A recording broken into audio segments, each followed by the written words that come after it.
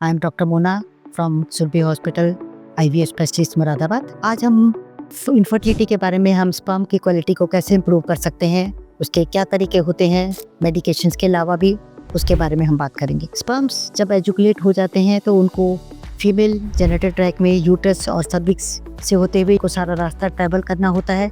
इस चीज़ के लिए उसकी मोटिलिटी, उसकी मॉर्फोलॉजी, उनका स्पर्म काउंट बहुत इंपॉर्टेंट होता है। अगर स्पर्म की क्वालिटी अच्छी है, स्पर्म की हेल्थ अच्छी है, तभी हम कंसीव होने में हमें हेल्प मिलती है। बहुत सारे लाइफस्टाइल चेंजेस होते हैं जिसकी वजह से स्पर्म की क्वालिटी डिटेरियोरेट होती है। उनमें से सबसे पहले अल्कोहल और स्मोकिंग आता है। अगर हम एक्सेसिव स्मोकर हैं तो हमें स्मोकिंग क्वांटिटी कम कर देनी चाहिए। अगर हम बंद कर सकें तो बहुत अच्छा है।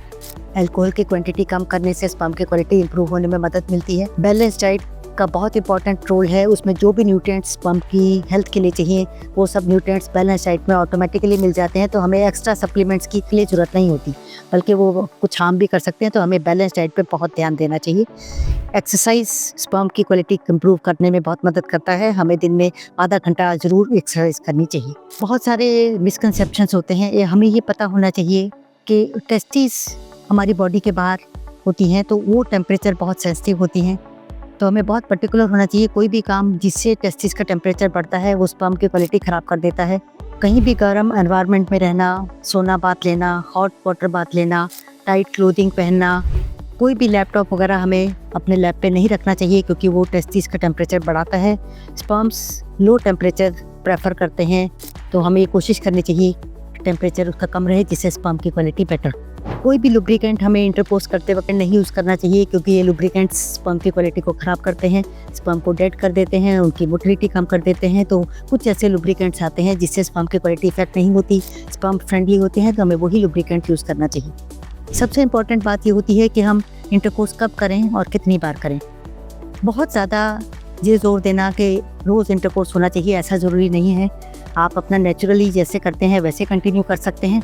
अगर हम हफ्ते में 2-3 बार भी करते हैं, स्पेशली उन दिनों में जो इम्प्लांटेशन विंडो होती है ओवुलेशन के बाद, उसमें ही कंसीव होने के चांसेस ज़्यादा अच्छे होते हैं। वो विंडो मोस्टली पीरियड से 12 से 16 दिन पहले होती है। हम उस विंडो को ऐप के थ्रू हम ट्रेस भी कर सकते हैं। तो हमारी कोशिश ये नहीं होनी चाहिए कि हम इंटरकोर्स उस इम्प्लांटेशन विंडो में करें, ताकि हमारी कंसीविंग के चांसेस बेटर हो सके।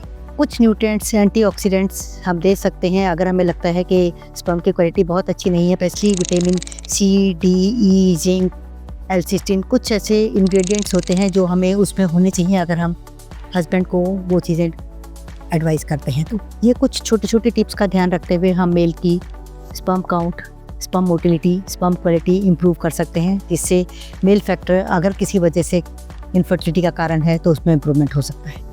Thank you.